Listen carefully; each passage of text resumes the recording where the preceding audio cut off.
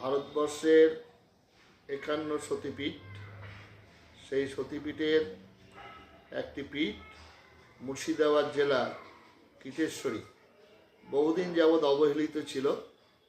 আমাদের মুর্শিদাবাদ জেলার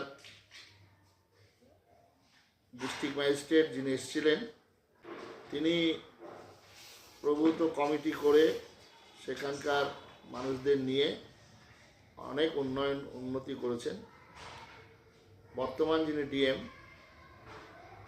তিনিও সহযোগিতা করে আরও উন্নত করার চেষ্টা করছেন।